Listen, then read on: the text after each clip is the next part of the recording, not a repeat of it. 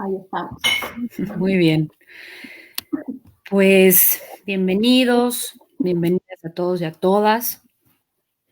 Estamos ya a punto de empezar con esta charla virtual. Bueno, mientras que se van incorporando, voy a empezar a presentar a nuestra expositora. Bueno, primero entrar en contexto, ¿no? Nos encontramos en la 29ª charla virtual de la 6ª serie de charlas virtuales organizadas por la Sociedad de Estudios Hegelianos, ¿no? El día de hoy tenemos el honor y el privilegio de escuchar a la doctora Luciana Cadaya de la Pontificia Universidad Católica de Chile. Y el día de hoy nos va a hablar sobre el tema de el deseo de lo femenino en la fenomenología del espíritu. Bueno, obviamente pues tenemos como muchos datos sobre ella, pero escogimos los que consideramos más importantes, ¿no? De manera muy, muy resumida. Luciana es doctora en Filosofía por la Universidad Autónoma de Madrid, Convención Europea para Reconocimiento de la Unión Europea y la máxima calificación. Profesora asociada del Instituto de Estética de la Universidad Católica de Chile. Se ha desempeñado como profesora de planta en la Universidad Autónoma de Madrid, Flaxo, Ecuador, y la Pontificia Universidad Javeriana de Bogotá. También ha sido investigadora y profesora invitada en la Universidad de Cornell, Estados Unidos, 2020, la Universidad de los Andes, Colombia, 2017, la Universidad de Guadalajara, México, de donde soy yo, 2018, la Universidad de Brighton, Reino Unido, 2017, el Instituto de Filosofía de la Universidad Friedrich Schiller, Jena, Alemania, 2011, y la Universidad de Sorbona, Francia, 2010. Al mismo tiempo ha sido subcoordinadora del área andina de CALAS Andes y actualmente es miembro del Consorcio Internacional de Programas en Teoría Crítica de la Universidad de Berkeley. Ha publicado numerosos artículos, ensayos, libros y capítulos de libros en revistas y editoriales latinoamericanas, norteamericanas y europeas. Entre sus libros más recientes cabe resaltar Mediaciones de lo Sensible, publicado por el Fondo de Cultura Económica en 2017, y El Círculo Mágico del Estado, Feminismo, Antagonismo y Populismo. En el año 2021, junto con Paola Virgleri, publicará Seven Insights of Populism en la serie Critical Thought Series de la editorial Polite. Bueno, pues bienvenida, qué gusto contar con tu presencia, qué gusto todo lo que vamos el día de hoy a aprender de ti. Y pues bueno, empezamos y te escuchamos. Bueno, Guadalupe, gracias por la generosa presentación, también a Pablo por la invitación y a las colaboradoras y colaboradores que forman parte de este programa, que me parece un lugar muy importante. Justo conversaba con Pablo, Guadalupe, hace un ratito, que pareciera que todo se lo está comiendo la coyuntura, ¿no? Es decir, cada vez que uno da una charla o lo invitan a participar en algo, está más relacionado con la actualidad, con la tiranía de la actualidad. Y para las que nos dedicamos a la filosofía, también es importante volver a los clásicos en los que, digamos, nos hemos educado y con los que trabajamos diariamente, aunque no parezca, y por lo tanto tener este espacio para pensar desde otra temporalidad me parece muy, muy provechoso para todos. Así que bueno, sin más, canibalizando el lenguaje, que lo voy a hacer a cada rato, por algo soy de Sudamérica como vos, canibalizamos el castellano una y otra vez. Voy a dar lugar entonces a la lectura de un texto porque voy a trabajar varias ideas que son un poco densas y me parece que es mejor elaborar argumentos pausados, sobre todo porque muchas de las personas que están aquí oyéndonos ahora, bueno, viéndonos el día de hoy, son personas que se dedican digamos, al pensamiento hegeliano, que también tienen conocimientos en el ámbito del psicoanálisis, en el ámbito de los debates de la filosofía de la diferencia postestructuralista, etcétera, ¿no? Entonces, en ese sentido, voy a ir elaborando argumentos paso a paso. En esa dirección, como dijiste vos muy bien, Guadalupe, el título de la exposición es El deseo de lo femenino en la fenomenología del espíritu. En esa dirección voy a hablar de algo que no es nuevo, obviamente que no lo es, y tampoco es nuevo en este ciclo de charlas, porque Berta Pérez ha hablado sobre la figura de Antígona en la fenomenología del espíritu. También me acabaron de contar que Miranda, la profesora Miranda también ha hecho una reflexión sobre Hegel y el feminismo, entonces me siento muy contenta, digamos, de formar parte ya de toda esta constelación de pensamiento desde un lugar de enunciación femenino, con todas las comillas que eso significa, lo estoy diciendo como una provocación, y creo que mi exposición de hoy se va a insertar en ese diálogo. Lamentablemente no tuve la posibilidad de ver de escuchar a Miranda, por lo tanto no voy a poder dialogar con ella, pero porque no sabía que había dado esa exposición, pero obviamente voy a buscarla en YouTube porque tengo muchas ganas de escucharla. En cambio, sí he tenido la oportunidad de escuchar la exposición de Berta Pérez, que me ha parecido muy lúcida y creo que en gran medida estoy en sintonía con ella. Me parece que son exposiciones que se complementan, porque ella, digamos, ofreció una lectura de Antígona como una forma de la acción para pensarla desde Hegel, que escapa a las lecturas convencionales del papel de Antígona en la fenomenología del espíritu y nos permite pensar esa idea de Antígona como una, digamos, negación autorrelacionada, siguiendo la línea de la tradición de, digamos, de Zizek y de ese pensamiento donde se aúna Hegel con el psicoanálisis. Yo voy a entrar a dialogar ahí. Voy a hacer quizás algunas otras cosas, porque en cierta manera voy a radicalizar a Hegel, ¿no? Y radicalizar a Hegel es ir con Hegel contra Hegel, ¿no? Eso es lo que voy a estar haciendo una y otra vez. Así que bueno, no quiero extenderme mucho más, quiero leer y bueno, lo que se pueda, lo que vaya sugiriéndole, bienvenidas las preguntas de todas y a ver qué pasa. Bueno, solamente decir que esto es el resultado de un trabajo de 5 años. He publicado varias cosas sobre la cuestión de lo femenino en Hegel, relacionado con Antígona, relacionado luego con la lectura que desde Hegel hace Kierkegaard, Zambrano, Butler, Zizek. Entonces esto es como una especie de resumen de esa investigación que estuve haciendo y en la que todavía me encuentro, porque espero darle forma de un libro en algún momento, si es posible y la pandemia nos lo permite, según nuestros estados de ánimo. Entonces, ahora sí, procedo a leer. Bien, me gustaría comenzar esta exposición considerando el carácter ambiguo del título escogido. Recordemos el deseo de lo femenino en la fenomenología del espíritu.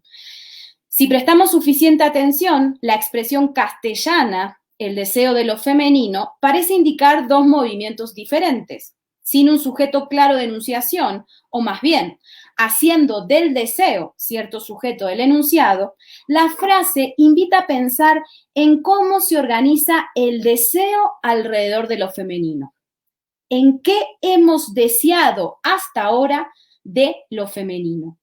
Pero cuando nos hacemos esta pregunta, aparece otra no menos problemática y tiene que ver con quién desea. Es decir, cómo se configura ese otro lado que hace posible y determina la forma en que lo femenino es deseado.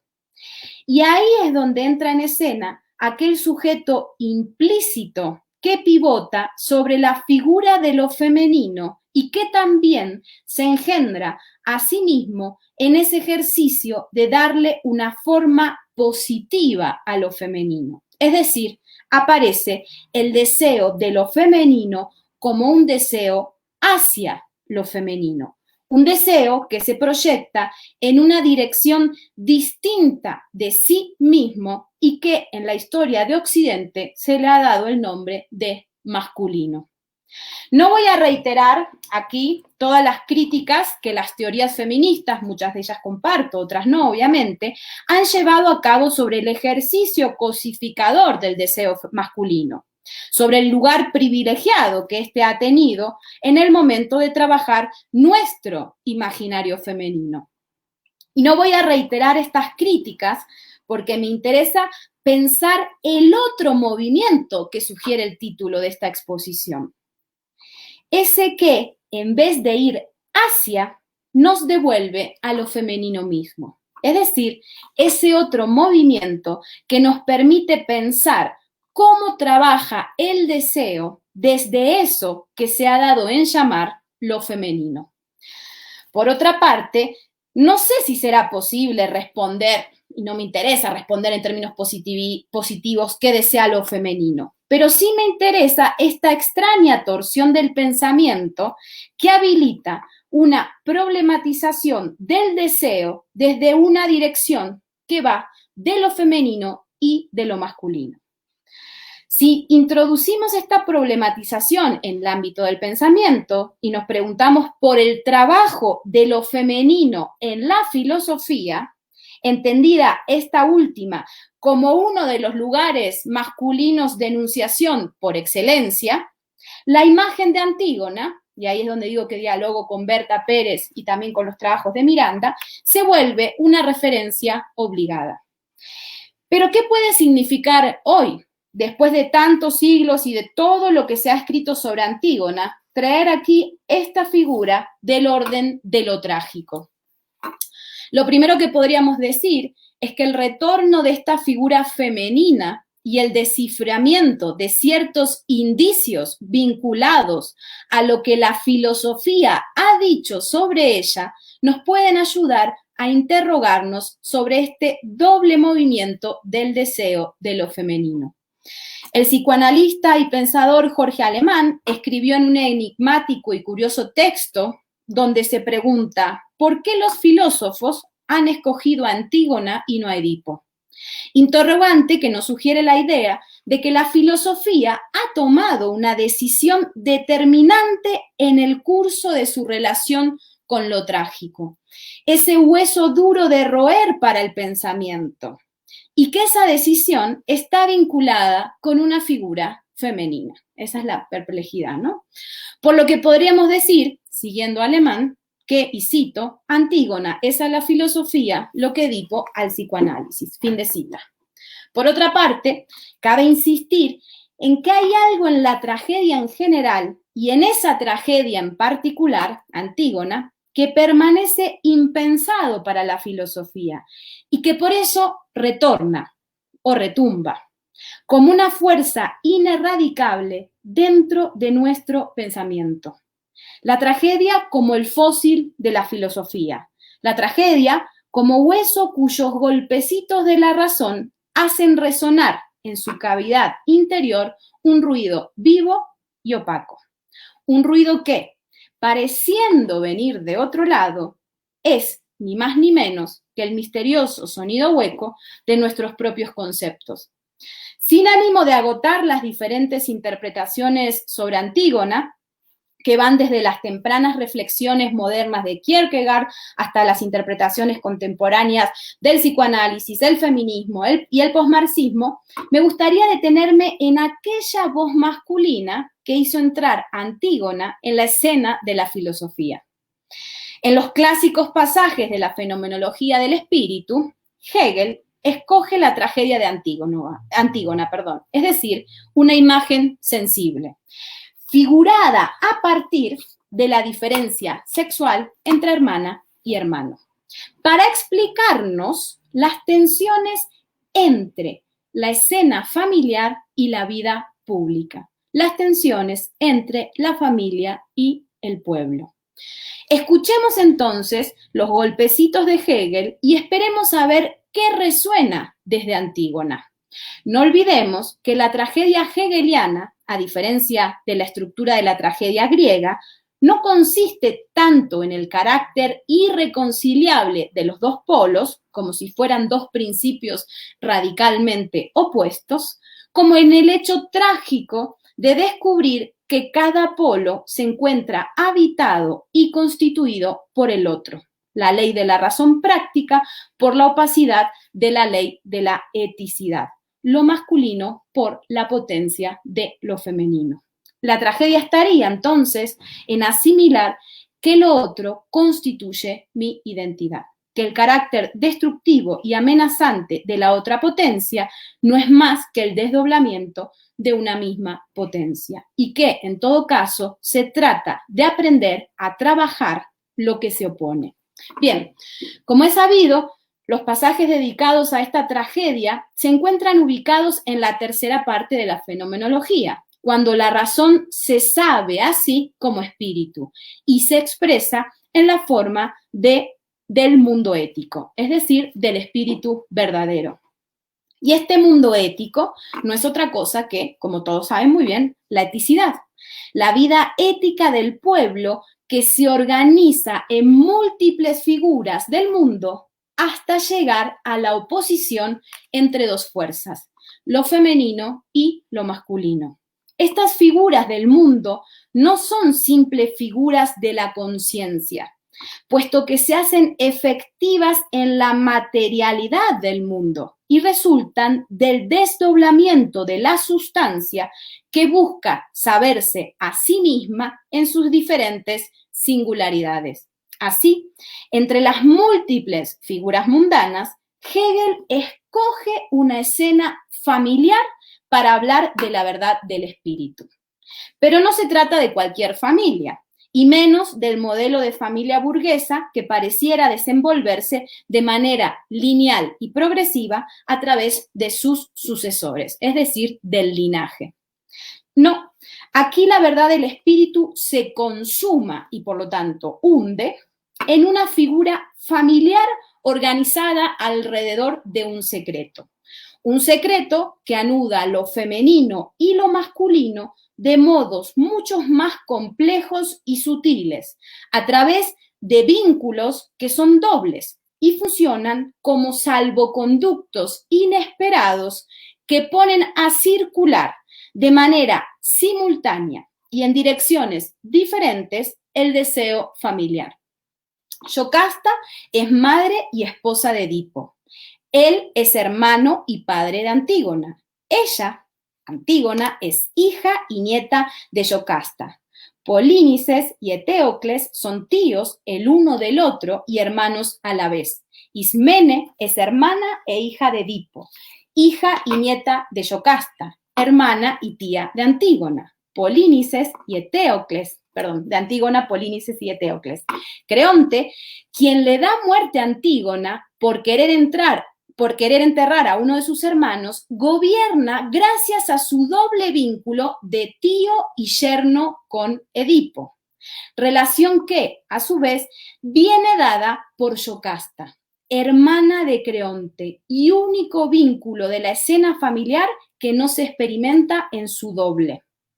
La unilateralidad, Creonte es la unilateralidad que dará muerte a la vida de Antígona.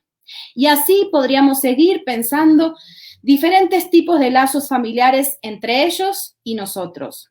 Pero, ¿por qué Hegel presiente o barrunta que este circuito libidinal chueco que desdobla el deseo de las fuerzas femeninas y masculinas de diferentes maneras a la vez tiene algo que ver con el orden de una verdad? Y no de cualquier verdad, sino de la verdad del espíritu que se consuma en el mundo como la vida pública de un pueblo. ¿Qué secreto guarda entonces esta escena familiar del orden de lo femenino y lo masculino para la cosa pública? ¿Y qué tipo de verdad conserva este secreto para nosotros cuando vivimos una época en que lo femenino se deshace como esencia a la vez que reclama reorganizar la cosa pública? Por lo pronto, resulta curioso pensar que así como Freud escogió el punto de vista masculino, por el cual Edipo experimenta la culpa de haber deseado a su madre, esto es, la culpa del deseo masculino hacia lo femenino, y como este deseo trastoca y posibilita toda la escena familiar, Hegel, por su parte, eligió el punto de vista femenino. Ese deseo de lo femenino por el cual Antígona, contra la generación y la descendencia y guardiana del secreto familiar, atraviesa la escena doméstica e irrumpe en y altera la vida de lo público. Como todos sabemos, Hegel comienza diferenciando dos tipos de leyes: la ley humana, representada como lo masculino en los términos del Estado, la cosa pública y la luz de la razón práctica, y la ley divina, conectada con lo femenino y por lo tanto con la familia, lo opaco, lo subterráneo y la eticidad natural. Pero hay algo más aquí que no siempre se advierte, puesto que Hegel identifica la ley con aquí en estos pasajes de la fenomenología, identifica la ley con una potencia o poder. Es decir, estas dos leyes no son aspectos jurídicos formales, sino dos potencias que, naturalmente, se oponen entre sí. No olvidemos que esta oposición depende más del punto de vista desde el cual observamos la tragedia que de la sustancia consumada. Pero volvamos a este ejercicio, si se me permite esta aberración, metonímico, por el cual Hegel identifica estas dos potencias con la diferencia sexual, haciendo de lo femenino una potencia subterránea y opaca, Antígona, y de lo masculino una potencia pública y luminosa, Creonte.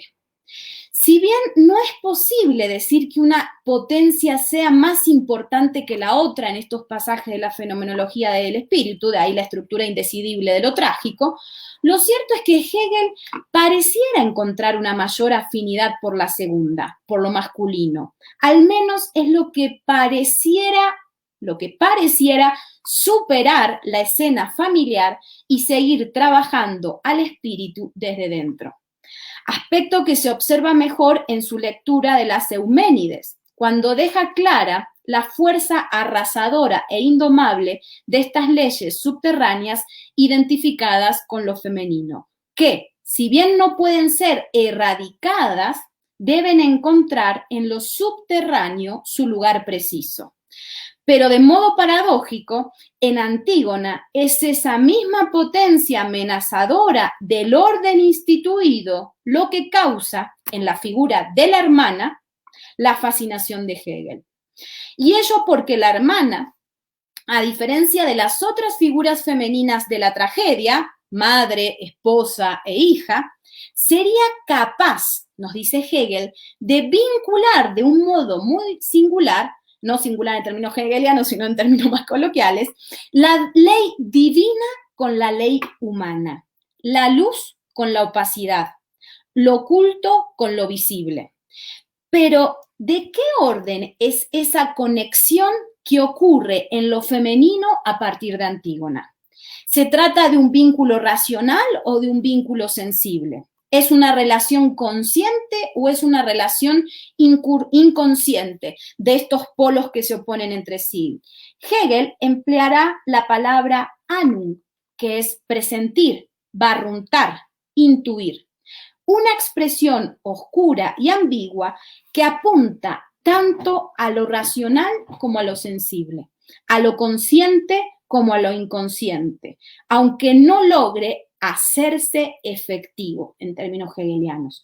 Un término que confunde las dos potencias, femenino-masculino, que había previamente delimitado. Y me permito una cita de Hegel. Dice, de ahí que sea lo femenino, en cuanto hermana, quien tenga el presentimiento, anum, más elevado de la esencia ética, pero solo presentimiento.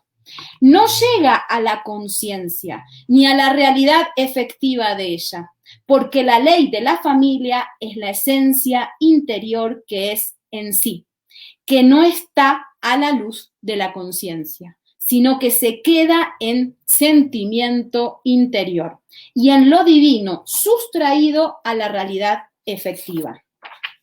La hermana, entonces, es capaz de presentir, nos va a decir Hegel, aquella esencia de lo ético que, aunque todavía no se ha vuelto realidad efectiva, asume éticamente dentro y fuera de sí lo insustituible. Esto es, en los registros de la tragedia, la muerte del hermano. Lo femenino es capaz de intuir a la vez lo universal y lo singular, pero sustraído de la realidad efectiva. Ahí podríamos preguntar, jugando un poco con Derrida, si es absuelto, relevado. Hegel está interesado en insistir sobre la ausencia de conciencia de la hermana, como una especie de prohibición de su paso hacia la vida pública, hacia el trabajo de la cosa pública. Y su vínculo, o sea, su imposibilidad del paso y su vínculo indestructible con lo doméstico. E insiste en ello porque es la manera, según Hegel, de conservar para la vida del espíritu la fuerza opaca de la ley divina e inconsciente sobre la que se erige la vida de un pueblo. Y Hegel decide depositar esa fuerza femenina en la figura naturalizada de la mujer, dando un movimiento que no era exigido por el sistema hegeliano o por el sistema. Y cito, él sale de la ley divina en cuya esfera vivía y pasa a la esfera humana, mientras la hermana se convierte en, o la mujer permanece como, la que está a la cabeza de la casa y conserva la ley divina. Fin de la cita de Hegel. Así, las tensiones entre lo femenino y lo masculino se zanjan, ¿no? Expresión de Hegel, para Hegel, mediante una permanencia, ¿no? Tensiones entre femenino y masculino se zanjan mediante una permanencia de lo femenino en la escena de lo doméstico y un abandono de lo masculino de este ámbito mediante su incorporación en la vida pública. Ahí, la diferencia sexual se resuelve en una diferencia de géneros. Y voy a hacer una cita larga de la fenomenología para dar cuenta de esto. Cito, la diferencia de los sexos y de su contenido ético permanece, sin embargo, en la unidad de la substancia. Y su movimiento es precisamente el devenir que permanece de esta substancia. El hombre es enviado a la cosa pública por el espíritu de la familia y encuentra en esta su esencia autoconsciente. A cambio, la ley divina tiene su individualización, o bien el espíritu sin conciencia de lo singular tiene su existencia en la mujer, por la cual asciende como término medio desde su irrealidad a la realidad efectiva, desde lo que no sabe y no es sabido al reino de lo consciente. La unión del hombre y la mujer constituye el medio activo de todo el conjunto y el elemento que, escindido en estos extremos de la ley divina y humana, es, en la misma medida, su unión inmediata, la cual hace de aquellos dos primeros silogismos el mismo silogismo y reúne en un solo movimiento los dos movimientos contrapuestos, el que baja desde la realidad efectiva hasta la irrealidad, desde la ley humana organizada en miembros autónomos hasta el peligro y la prueba de la muerte, y el de la ley subterránea que sube hasta la realidad efectiva de la luz del día y a la existencia consciente. El primero de ellos corresponde al hombre y el segundo a la mujer. Fin de cita. Y ahí es donde nos preguntamos nosotras, después de haber leído esta cita, ¿había algo que obligara a Hegel a leer lo femenino y lo masculino, entendidos como dos fuerzas o potencias espirituales en tensión, resolverse unilateralmente en las figuras naturalizadas de la mujer y el hombre, de lo doméstico y lo público? ¿El sistema acaso no habilita una dialectización de lo femenino y lo masculino que vaya más allá de las formas naturalizadas del hombre y la mujer? Hegel pareciera querer detener la dialéctica allí, puesto que para él, y cito, es la naturaleza, no lo contingente de las circunstancias o de la elección, quien asigna a uno de los sexos a una ley. el otro a la otra. O bien, a la inversa, ambas potencias éticas se dan ellas mismas en los dos sexos, su existencia individual y su realización efectiva. Fin de cita.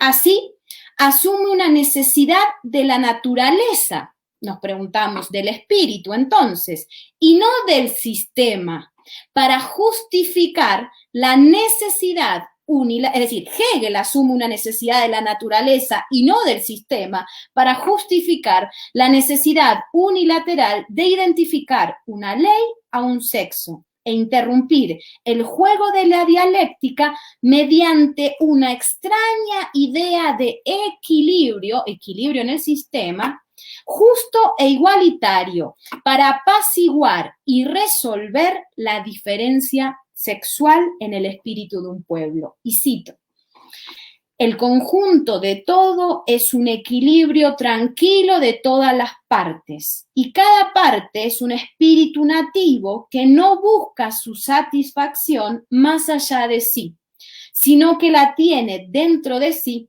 porque ella misma es en este equilibrio con el todo ciertamente.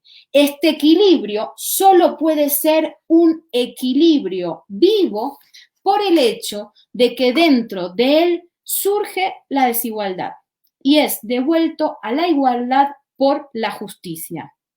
De manera que nos podemos preguntar nosotras, equilibrio en el interior del sistema al servicio de una idea de justicia que determina de manera compartimentada el rol de la mujer y del hombre a partir de la lectura de las potencias de lo femenino y lo masculino. Eso es lo que queremos preguntar. Quizás la igualdad y la justicia a la que apunta Hegel en esta relación de hermana y hermano no se encuentre allí donde Hegel nos decía, es decir, allí donde se naturaliza y por ende unilateraliza la diferencia sexual, sino que esté del otro lado, que Hegel no le dio demasiada importancia, es decir, del lado del corte y la interrupción que barrunta Antígona, lo femenino y no lo masculino ante lo insustituible. Ahí es donde está el lugar a pensar, en ese corte ante lo insustituible.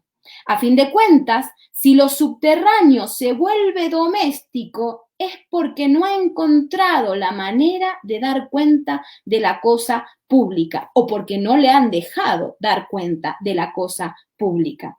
Porque la potencia de la ley humana o la ley masculina la ha puesto como su opuesto, de forma tal que lo subterráneo se guarda así como un derecho inconcluso, una forma de la reserva a la que Hegel nos invita a pensar que espera mostrarse desde ese reverso que Hegel decidió no explorar, al asumir que, y cito, la mujer carece del momento de reconocerse como sí mismo en otro. Fin de cita. Incluso esta sentencia debería hacernos pensar que la autoconciencia del hombre autorizaría su paso hacia la vida pública y la inconsciencia de la mujer justificaría su permanencia en lo doméstico.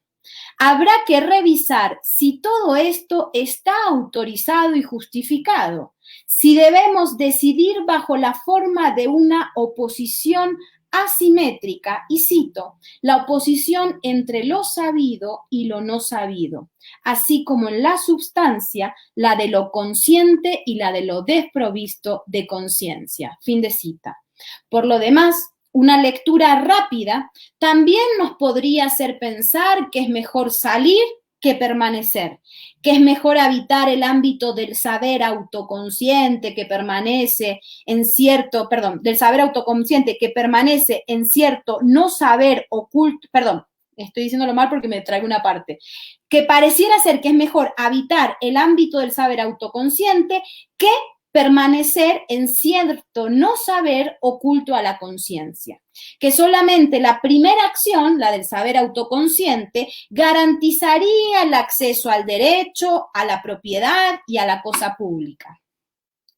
Pero sabemos que Hegel, en lo que se refiere a la mujer, prefiere decir, y cito, a estos penates está atado lo femenino, fin de cita, atando así lo femenino a los dioses de lo doméstico que custodiaban las despensas de la casa. Pero, ¿qué guardan estos penates a lo femenino que ni siquiera Hegel se atrevió a vislumbrar desde el punto de vista masculino de la luz de la conciencia? Quizá el secreto mejor guardado, el aspecto más opaco de esa fuerza subterránea, estaba reservado para la acción de Antígona y por lo tanto preguntarnos si la del pueblo. Y su derecho a volver inteligible su voz en el ámbito de lo público, incluso haciendo visible ese otro lado desde el cual la cosa en común es disputada. Por eso, a nosotras nos interesa detenernos en ese corte al que alude Hegel sin asumir la tranquilidad y la justicia que él, Hegel, experimenta desde el punto de vista masculino. Esto es, nos interesa adentrarnos en esa interrupción que ocurre entre el pensamiento y el paso a la realidad efectiva, que experimenta la figura de Antígona ante lo insustituible, ante la cosa que no se puede sustituir y que solamente puede ser dicha públicamente. Esto es, decir la cosa públicamente sabiendo que no puede agotarse la opacidad que la constituye. Ahora bien, nos preguntamos, ¿está preparada la dialéctica para que la potencia femenina hable públicamente de la cosa y su deseo? ¿O era ese el verdadero secreto del espíritu y por tanto su verdad inconfesada? De esta manera, la transgresión de Antígona sobre la que Hegel no parece reparar del todo es atreverse a decir la cosa públicamente sin agotar la opacidad que la constituye, es decir, barruntar la cosa públicamente, recogiendo el término usado por Hegel. Por lo pronto, en últimas, se trata de explorar ese saber que es un no saber que Hegel le reservó a Antígona, no dándole importancia en ese mismo momento en que le asigna el no saber. Y un no saber, un saber del no saber que sin llegar a positivizarse puede tener la fuerza para dislocar la cosa pública tal y como Creonte la había delimitado. Incluso la voz de Antígona parece burlar la sentencia de Hegel, aunque no sé si la legitimidad de su sistema, ya que a través de él la filosofía descubre, es decir, Antígona se burla de Hegel porque a través de Hegel la filosofía descubre una voz femenina que altera el lugar de enunciación sobre lo público y exige su acceso al derecho. A estas alturas, cabría preguntarnos qué tipo de relación mantiene Hegel con el derecho como para delimitar quién tiene derecho al derecho.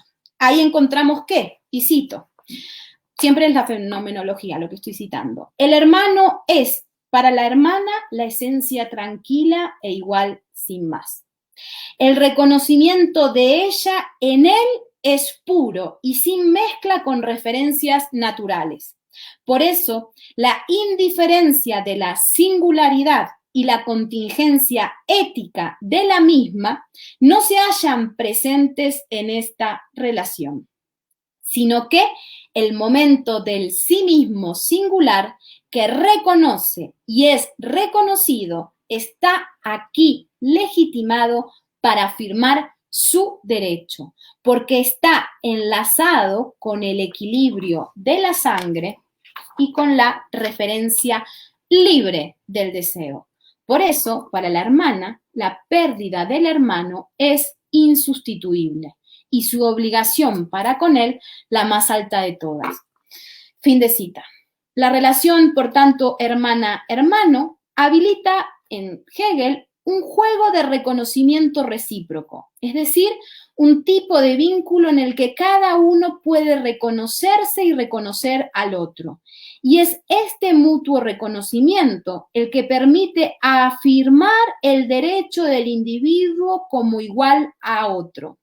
Es el momento donde el individuo engendra una relación con el derecho a la cosa pública dentro de la vida ética de un pueblo. Pero curiosamente, este momento de recíproca igualdad parece sufrir un corte, puesto que solamente el hombre se puede permitir trabajar una relación con el derecho y por tanto con la cosa pública. Al reposar él, el hermano, tranquilamente en la figura de la hermana. El hermano, al reposar en la hermana, puede acceder a la cosa pública, según Hegel. Por el contrario, lo femenino es desechado por el espíritu y se asume en su oposición con lo masculino como, y cito, una colisión desdichada del deber con una realidad efectiva carente de derecho. Fin de cita. Así, la mujer aparecería como ese sostén que garantiza el trabajo de lo masculino, aunque, según Hegel, para permanecer como guardiana de lo doméstico y carente de derecho.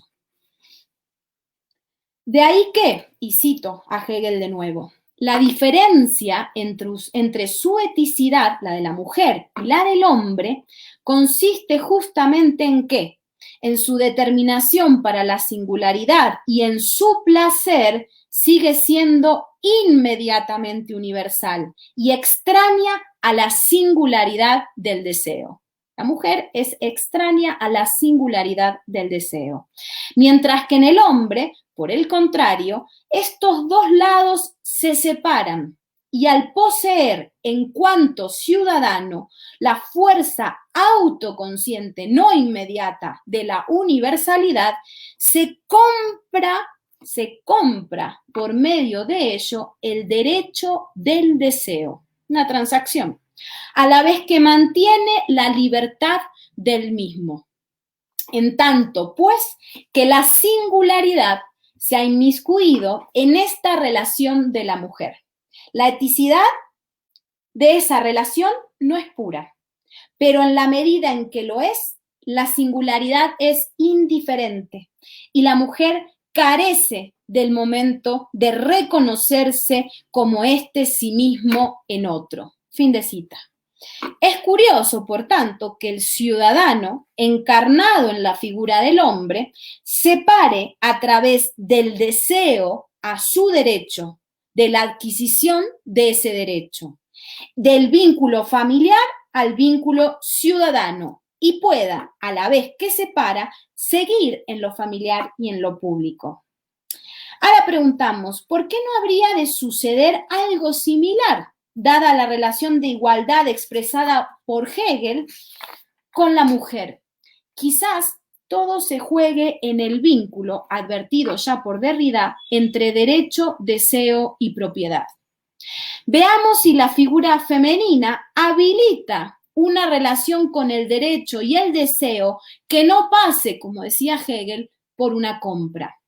Si acaso los penates a los que Hegel ató a la mujer nos tienen reservado a resguardo otra relación con el derecho. La hermana aparece como la única figura femenina libre en la fenomenología del espíritu, puesto que no se encuentra atada a ningún vínculo de dependencia desigual, porque es una relación de hermana y hermano. Cada uno, nos dice Hegel, puede ser sí mismo libremente, aunque la mujer no alcance la autoconciencia de ese sí mismo. Y esto nos preguntamos, ¿no autoriza desde Hegel y a pesar de Hegel la idea de que la estructura diferencial que organiza cada figura es igualitaria? ¿Es una fraternidad insustituible entre lo femenino y lo masculino? Es verdad que Hegel le otorga a la figura del hermano la capacidad de romper con los lazos familiares e irrumpir como individualidad libre en la vida pública del Estado.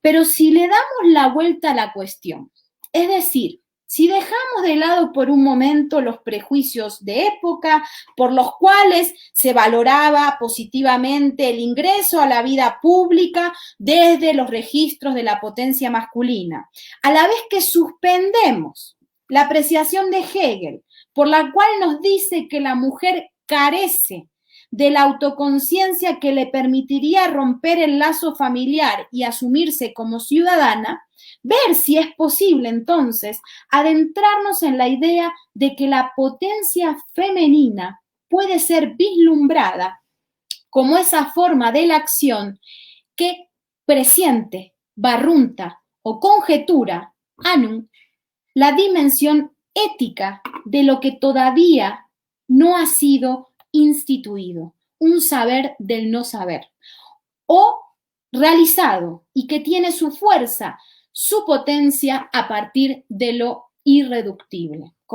En el fondo estamos hablando de posiciones de una misma sustancia, que no es sustancia. Bien, por eso, y cito, para la hermana, la pérdida del hermano es insustituible y su obligación para con él la más alta de todas. Fin de cita. Si vamos con Hegel, pero más allá de él, cabría decir que la potencia femenina es la verdad de la masculina y viceversa. ¿Acaso no hay una opacidad constitutiva en las distintas disposiciones jurídicas establecidas por Creonte? Y al revés, ¿no hay una luz políticamente arrasadora, destructiva y creadora a la vez en la demanda de Antígona? Las leyes de Creonte, observadas desde el punto de vista de Antígona, tienen una opacidad difícil de descifrar aún hoy. De ahí que Creonte llega a decir que si reconoce algo de lo que Antígona enuncia, entonces él, Creonte, se rebajaría al lugar de lo femenino y ella, Antígona, asumiría el lugar de la razón. Es decir, el coraje de Antígona para usar su voz en el ámbito de lo público pone patas arriba la idea de que la fuerza subterránea sea equiparable a lo doméstico. ¿Y no es justamente esa la puerta o el límite que atraviesa Antígona? Es decir, el límite de lo doméstico al que parecía atarla su hermana y Hegel cuando le aconsejaba que no fuera a hablar con Creonte. O más aún, que la vida política y los lazos sociales son una forma de exteriorizar ese misterio que no se deja decir en sentido absoluto. A fin de cuentas, Creonte era gobernante, la luz de la razón y dirigente, gracias a su relación con Yocasta, su dependencia a lo femenino. La identificación de Creonte entre las leyes del Estado y la idea de bien lo llevan a la perdición. Antígona emplea su propia opacidad, la opacidad de lo que todavía no ha sido escrito, de lo que todavía no ha sido instituido, la opacidad del saber de un no saber, y saca fuerza de ella para rearticular lo público de otra manera.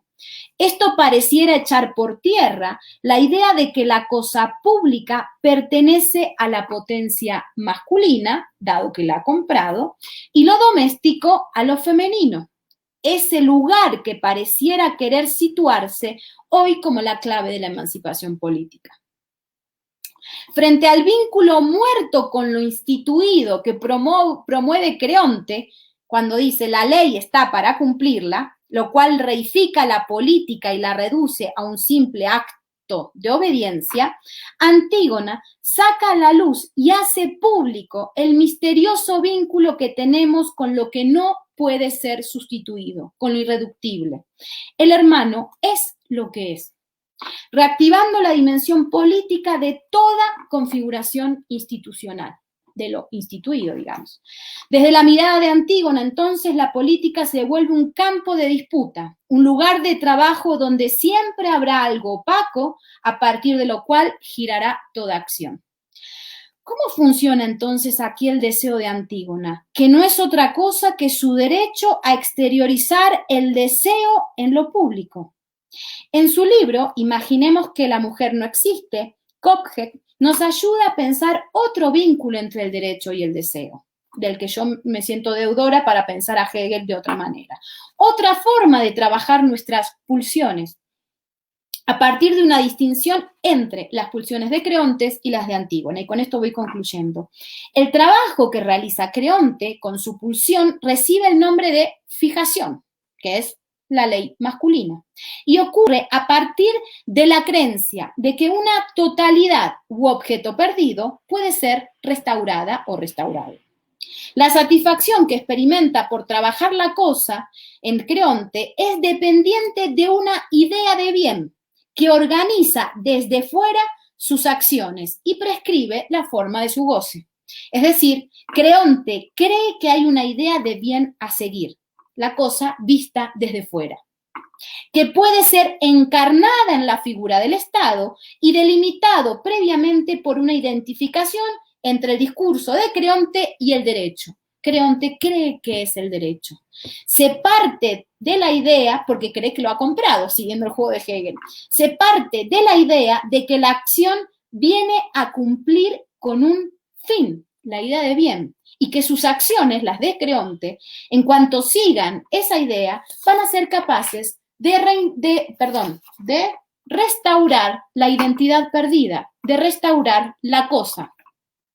El problema, nos advierte Kopke a través de Lacan y Freud, es que como la cosa no puede ser restaurada, como la idealización del bien choca con la realidad de nuestras pulsiones, el goce de Creonte comienza a estructurarse como un plus que solo se consigue entre la idealización de la demanda y lo que realmente se obtiene como una forma de insatisfacción.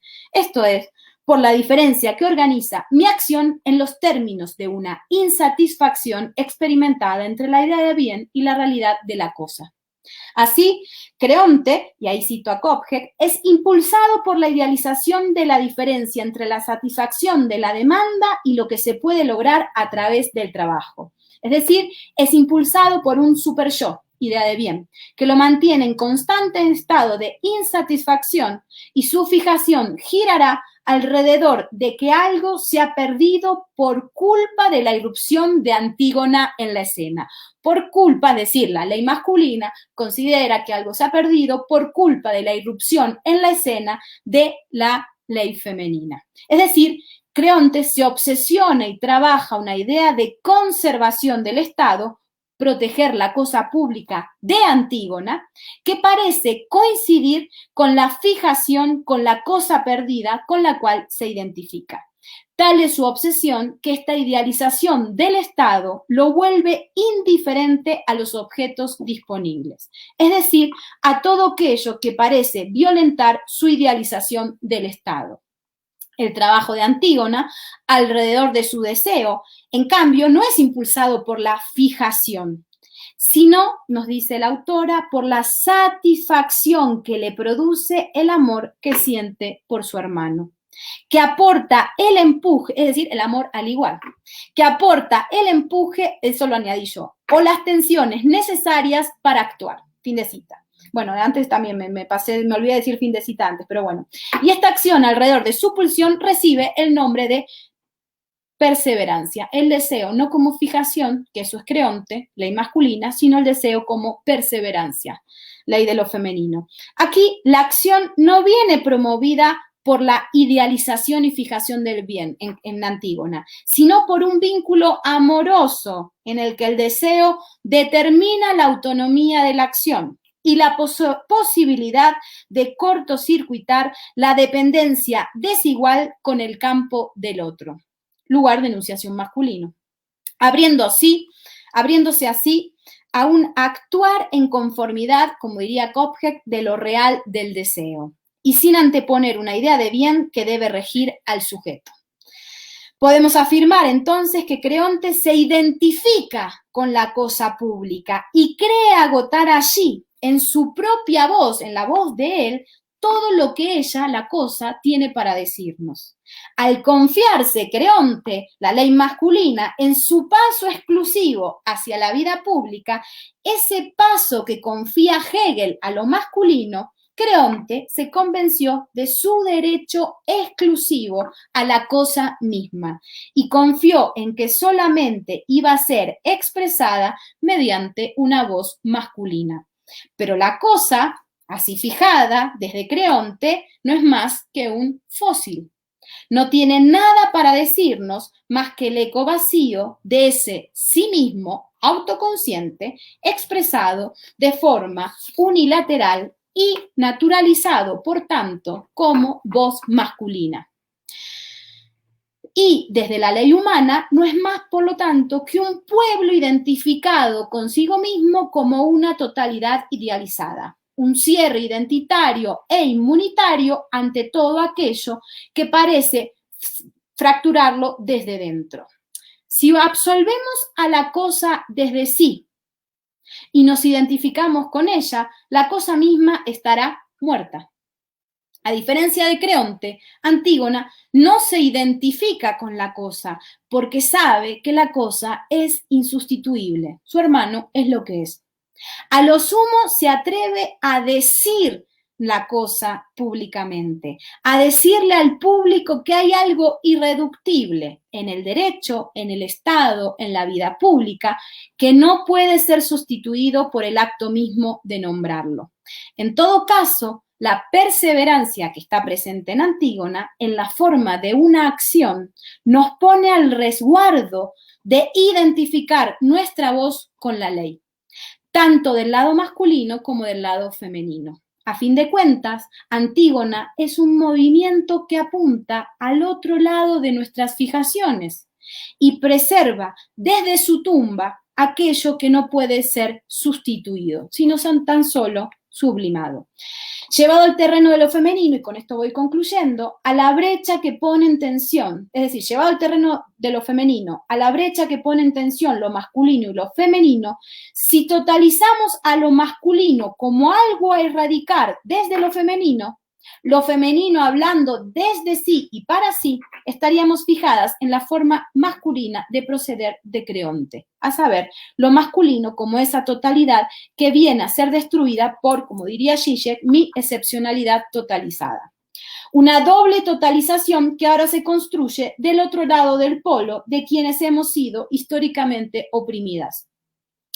Y si leemos la dialéctica de la diferencia sexual como la posibilidad de pensar lo femenino en los términos de una alteración de la lógica de la totalidad, un cortocircuito ante la naturalización de lo femenino y masculino por la que se decantó Hegel con los nombres de hombre y mujer, desde el psicoanálisis, este movimiento, que quizás ya ha sido habilitado por Hegel, por el sistema, se llama, como todos saben, no todo, y asume la indeterminación de la realidad, la inexistencia de identidades previamente constituidas, como punto de partida del pensamiento, a la vez que entiende la dimensión ontológica de lo femenino y lo masculino, sin reducirlos a la existencia fáctica y binaria de hombres y mujeres.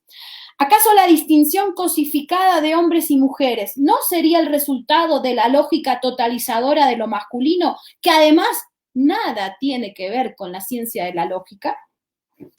Cabe encontrar, por tanto, dos posturas femeninas ante lo masculino. Una que asume la existencia de dos sexos completamente separados el uno del otro, como si la identidad de cada sujeto, sexo tuviera una existencia propia dada por sí misma, así la eliminación de uno, lo masculino, supondría la libertad del otro, lo femenino. La otra postura, en cambio, se centra en el problema del amor entre lo femenino y lo masculino, y se acerca a eso que desde el psicoanálisis se ha dado en llamar la ontología de la diferencia sexual, y que invita a problematizar la dicotomía masculina el modo de enunciación masculino entre lo femenino y lo masculino. O dicho de otra manera, nos ayuda a entender que ha sido el lugar de enunciación masculino el que ha tendido a crear una separación totalizadora y biologicista, es decir, positivada, entre dos supuestos sexos. Asumir esa lógica argumental, esto es, creer que lo masculino es algo a rechazar y combatir, no significa otra cosa que quedar atrapadas en el dispositivo masculino de pensamiento, al reproducir aquello que creíamos combatir. Desde el otro punto de vista, el supuesto femenino, lo femenino y lo masculino no son realidades, totalidades previamente existentes, sino dos modos contaminados del uno por el otro de nombrar la brecha que nos constituye como sujetos. Y uno, lo femenino, y otro, lo masculino, no son más que la forma de expresarse la inconsistencia de la realidad destotalizada del cierre masculino, lo cual permite pensar al cuerpo de un modo desbiologizado y configurado por la tensión de estas fuerzas. Así, no se trata de renunciar a la razón, al Estado, al derecho y a la cosa pública y sustituirla, como pareciera ser cierto feminismo, por una idea del común sin más, que sería no más que otra forma de totalización masculina, sino de transformar las coordenadas desde las cuales asumimos todo esto y atrevernos a preguntar qué le pasa a la razón, al Estado y a la cosa pública y sus afectos cuando son concebidos desde el supuesto deseo de lo femenino. Aunque conviene no olvidar que el deseo femenino en Antígona se manifiesta de tres modos diferentes: Ismene, Yocasta y la propia Antígona. La primera representa la pulsión del miedo, de desplegarse del ámbito doméstico al público. La segunda, en cambio, es la que legitima la presencia de Creonte, la que da linaje y origina el error de juicio que lo lleva a la propia perdición de su hermano. Linaje y error de juicio. La tercera, Antígona, es la figura de una transgresión, un corte en el orden de lo instituido que marca la diferencia en nombre del amor fraternal, una forma del amor que antagoniza y trabaja lo que se opone de otra manera. Por eso, si hay algo realmente revolucionario en lo femenino, si hay algo que el capitalismo no logra capturar, es justamente su lugar en la diferencia sexual como discurso del no todo. Un discurso que destotaliza el deseo masculino hacia lo femenino, pero también destotaliza el lugar del deseo femenino cuando asume sus propios derechos a materializarse en la vida pública. Desde otro lado del deseo, entonces, y con esto concluyo, lo femenino y lo masculino no son pensados como una simple oposición propio del discurso masculino, sino un sí mismo, contaminado desde dentro por lo otro de sí, cuya perseverancia va trabajando y dando forma al exceso, a diferencia de la identidad realizada por Creonte. Así, si el deseo heteropatriarcal se configura como un repliegue identitario y totalizador de la palabra, la política y la razón, el deseo femenino, en cambio, saca a la luz la diferencia constitutiva que los organiza desde dentro. Y con esto, ahí sí concluyo.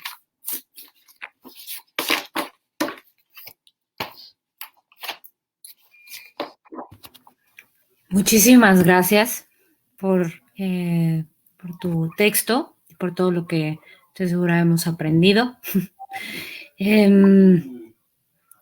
Bueno, aquí hay una pregunta que me parece pertinente hacerte y escuchar lo que tú piensas.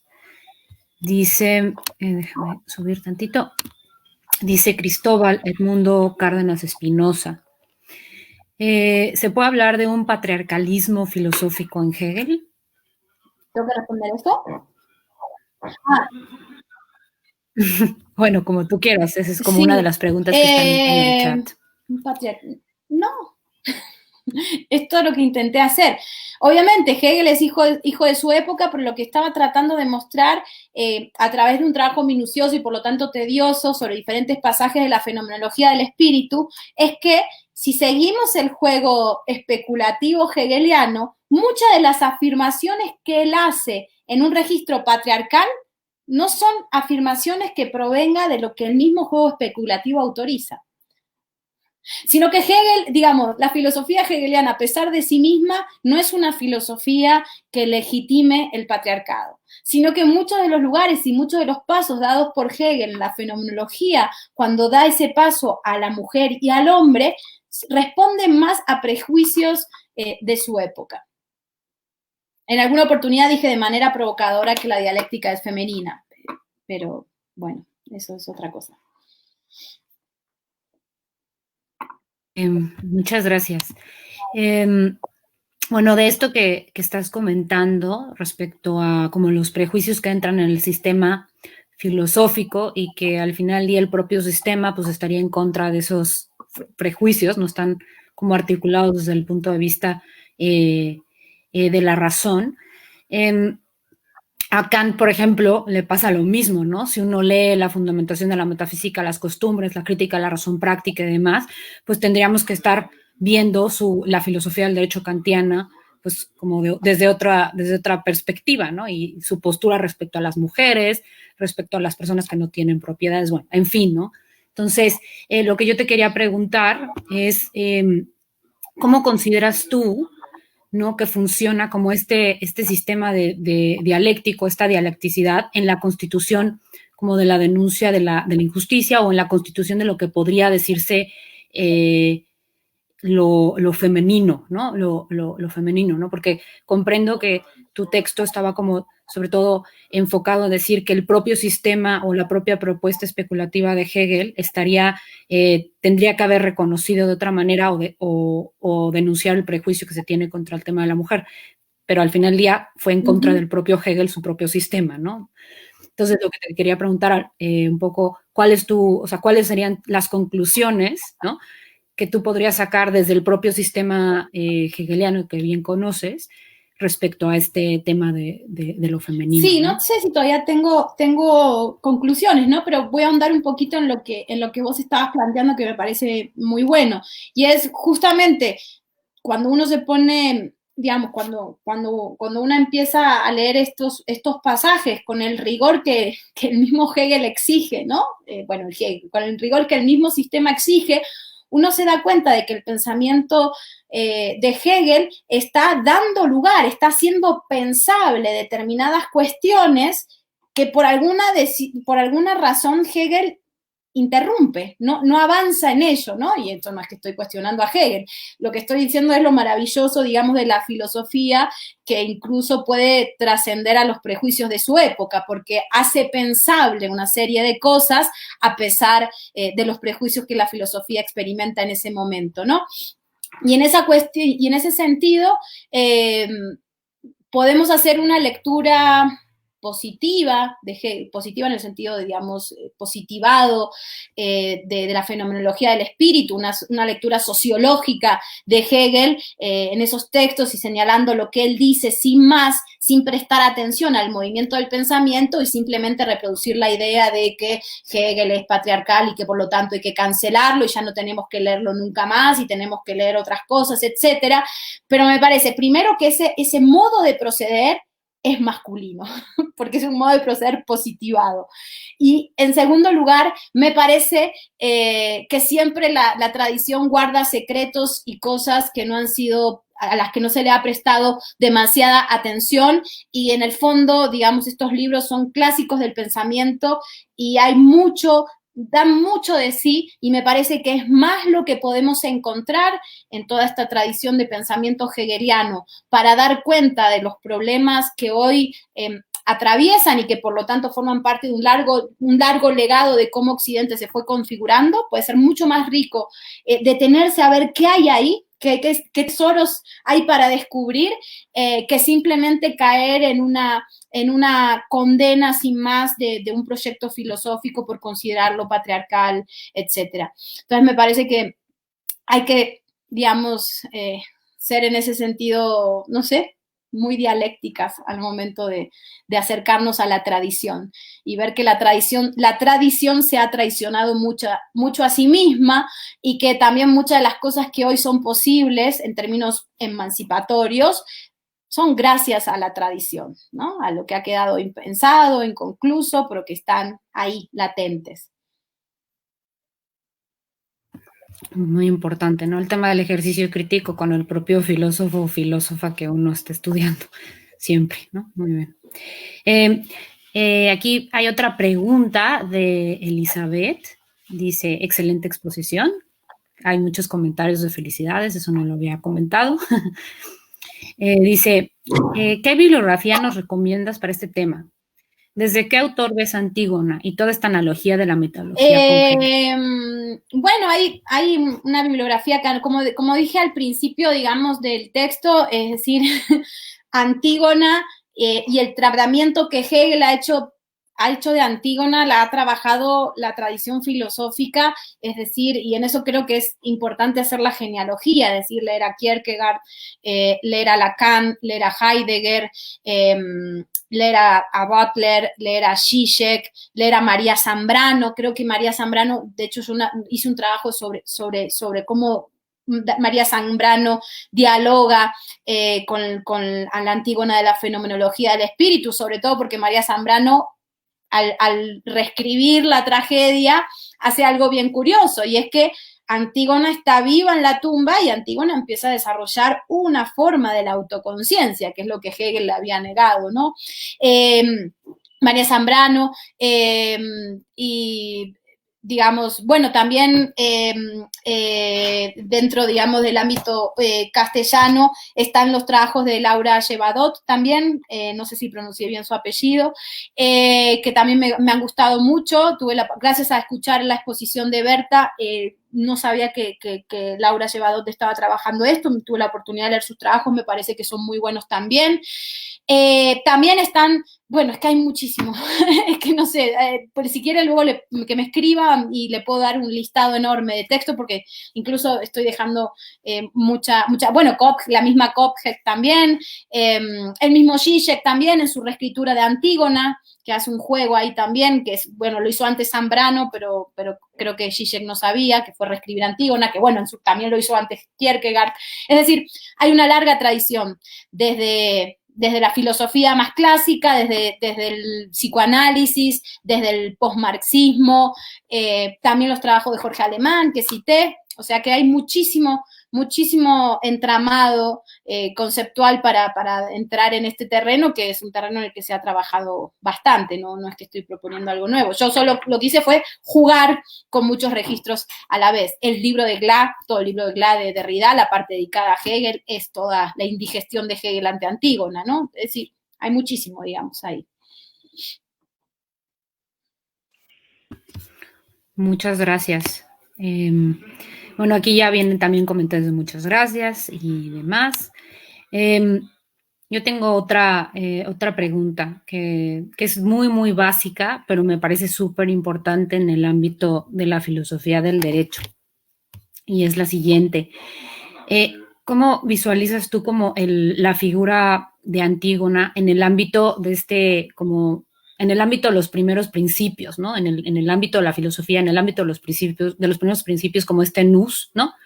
Y por supuesto en el contexto de la filosofía del derecho. Por supuesto esto lo puedes contestar como tú quieras, pero igual desde Hegel, desde tu propia forma de verlo, ¿no? En alguno de los comentarios algunos decían, bueno, ¿y ella qué piensa? Porque a lo mejor queremos saber cuáles son sus verdaderas convicciones y demás. Entonces igual, pues también escucharte a ti, obvio si quieres utilizar a Hegel también, usa lo que quieras, pero también saber lo que tú piensas en tu propia interpretación de Antígona, ¿no? Uh-huh, y su importancia. Sí, no, creo que hay varias cuestiones en tu pregunta, no sé si voy a poder responderlas a todas, perdón. O sea, lo que hice con la fenomenología del derecho y esa forma de tensionar a Hegel a pesar de sí mismo para empezar medio a pensar otra forma del derecho, de alguna manera entra un poquito en cortocircuito con la concepción clásica de la filosofía del derecho de Hegel, ¿no? Lo que pasa es que, claro, tendría que hacer ese mismo, es decir, mi forma de trabajar la filosofía del derecho ha sido más bien convencional, entonces tendría que hacer ese mismo trabajo de detenerme digamos, a cotejar todas las traducciones que se han hecho de Hegel, a trabajar el texto en alemán y a ver todos los juegos que me permitiría hacer la filosofía del derecho para ver si puedo torcerlo de esta manera. Obviamente yo soy una gran traidora, ¿no? Mi ejercicio es un ejercicio de traición y por lo tanto es un ejercicio muy hegeliano. Entonces, no podría ahora mismo decir cómo yo llevo esto al ámbito de la filosofía del derecho, pero en principio sí es un corte a la lectura más clásica del derecho y del derecho burgués, ¿no? La relación entre derecho y propiedad. Creo que incluso la ciencia de la lógica, junto con esta lectura de la fenomenología del espíritu, nos permite pensar una idea del derecho que trastoca esa relación entre derecho y propiedad que vemos más clásica en Hegel, ¿no? Y en ese sentido, y esto yendo un poco más hacia el final de tu pregunta, Guadalupe, a mí obviamente me interesa Hegel, pero no es que habito Hegel todo el tiempo, ¿no? Quiero saber es decir, habito la tradición, pero también habitamos el tiempo que nos atraviesa. Y me parece que estamos en un momento de crisis del patriarcado, y por crisis del patriarcado también estamos en un momento de crisis de la relación entre derecho y propiedad, que la pandemia ha explicitado que todo eso nos está llevando hacia la autodestrucción de la humanidad. Y ante eso hay diferentes posiciones militantes y diferentes posiciones académicas en lo que se refiere a salidas a esta experiencia del patriarcado, ¿no? Entonces, en algunos casos se considera que hay que destruir la idea del derecho, yendo a una cierta lectura un poco facilona de Marx, hay que destruir la idea del derecho, hay que crear una idea del común y hay que dar unas formas de vida completamente nuevas y autosostenidas, que para mí tiene mucho peligro con hacerle el juego al neoliberalismo.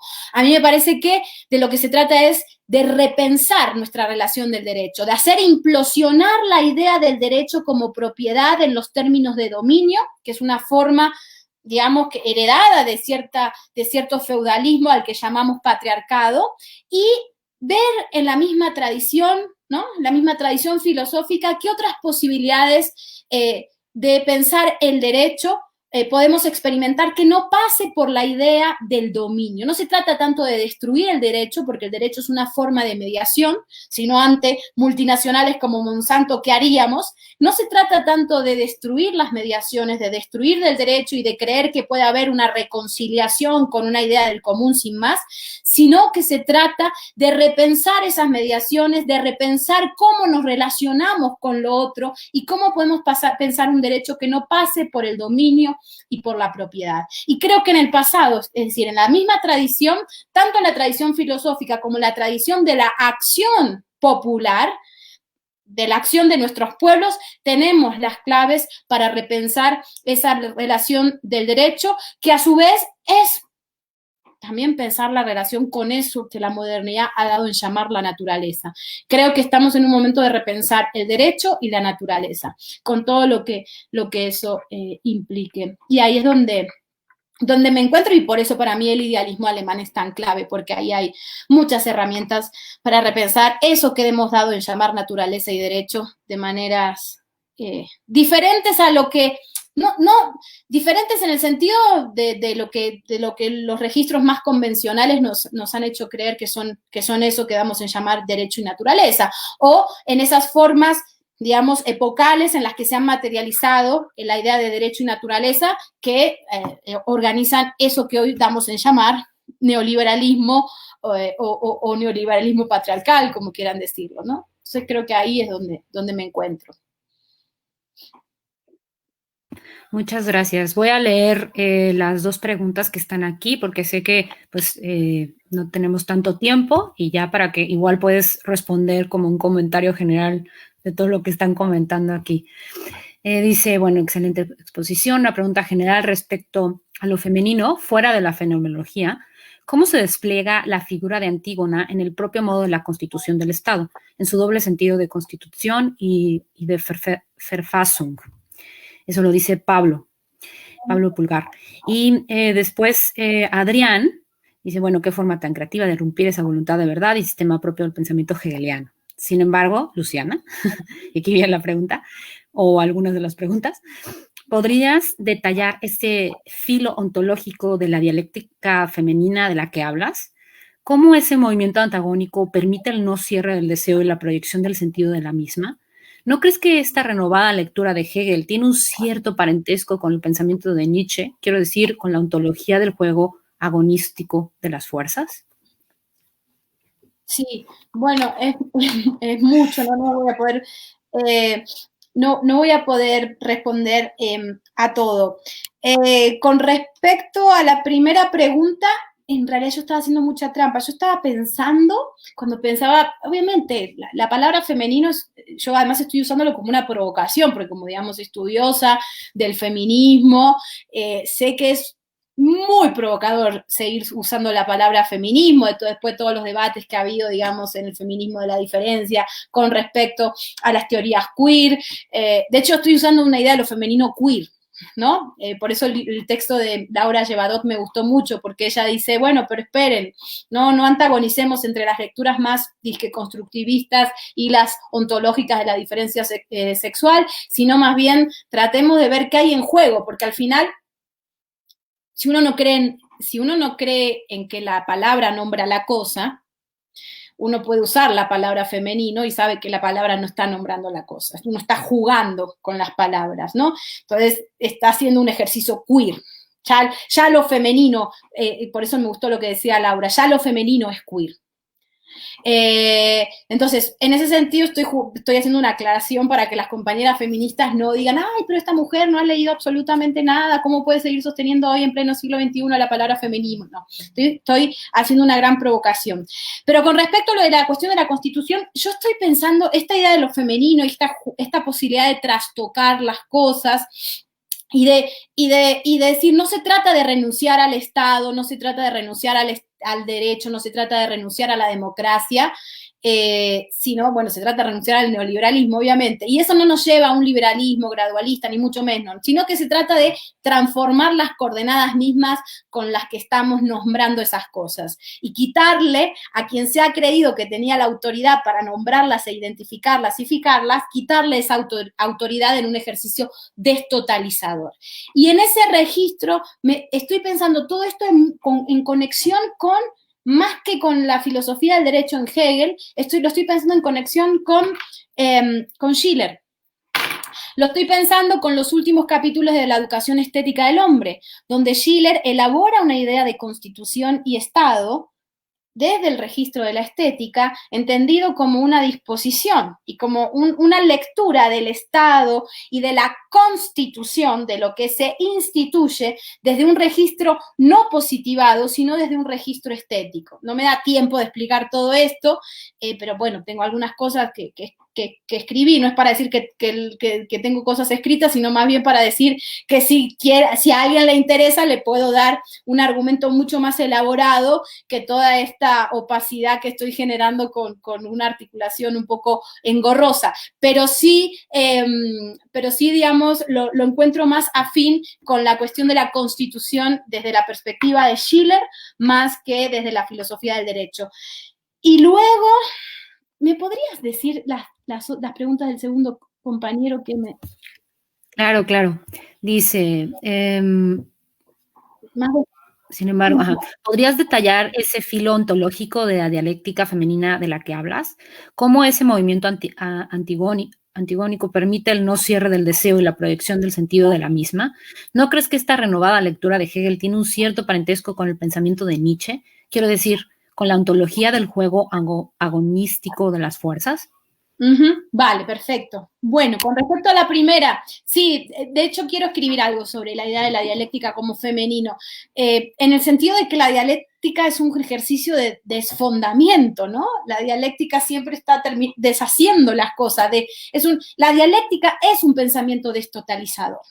Por eso lo que hice fue indicar, como diría Derrida, indicar los momentos no dialécticos de la dialéctica hegeliana para dialectizar.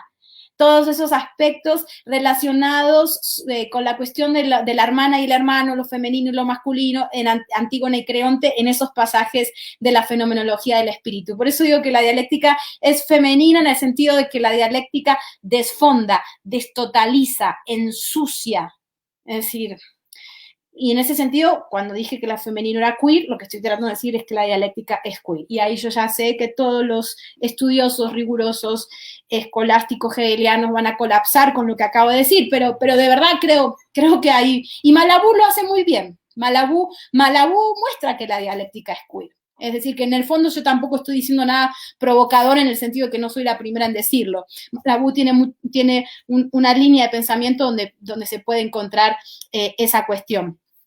La cuestión de que no hay cierre identitario es porque, digamos, en eso Kopke me ha servido mucho, porque la idea del deseo como fijación, o dicho en el registro de Zizek, la idea del deseo versus pulsión, ¿no? Porque en Zizek el deseo es el movimiento por el cual se intenta recuperar algo que se perdió, ¿no?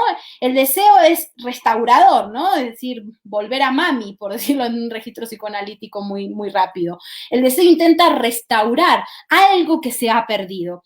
Y eso es la fijación de que si yo sigo una acción determinada, con esa acción voy a lograr restituir algo. Y de ahí al fascismo hay un paso muy, muy pequeño. Y luego está la otra cuestión, que es, eso sería la fijación. Luego está la otra cuestión, que son o bien pensarlo como las pulsiones, o bien en el sentido de Zizek, o bien en el sentido de Kopke, pensarlo como el deseo en tanto perseverancia. Uno no quiere restaurar la cosa. La cosa ya se ha perdido para siempre. Por eso las pulsiones, como dice Zizek, lo que hacen es girar alrededor de la cosa que ya se perdió, del vacío de la cosa ausente. Y entonces, al saber que no hay nada que restaurar, no hay una teleología ni algo a que seguir, sino que hay una relación diferente con el deseo. No hay deber, hay deseo. Y hay deseo en un registro distinto, y en ese sentido no hay cierre identitario, porque no hay una identidad a la que retornar, no hay algo que restaurar, no hay algo que suturar. Entonces era un poco en eso. Y con respecto a lo último, sobre Nietzsche, la verdad que yo no soy muy nietzscheana, pero eso no significa que la conexión que ha hecho el compañero no sea interesante y no se puedan pensar conexiones entre lo que acabo de hacer y lo que está proponiendo Nietzsche. En ese sentido podría ser, pero no es algo que yo lo haya hecho. Pero podría ser, digo, me encantaría leer algo sobre esas conexiones y probablemente pueda funcionar. Pues muchas gracias, por sus comentarios de distintos lados. Nada más recordarles que para el día 15 tenemos la exposición de Félix Duque para que también se conecten, y pues agradecerle mucho a Luciana por todo lo que hemos aprendido de ella, por todo lo que hemos reflexionado a partir de su propio pensamiento. Y pues nada, quien quiera saber más de ella, busque sus publicaciones, léala y entre en diálogo escrito con ella también, ¿no? Pues bueno, pues espero que estén muy bien y nos vemos en la siguiente charla.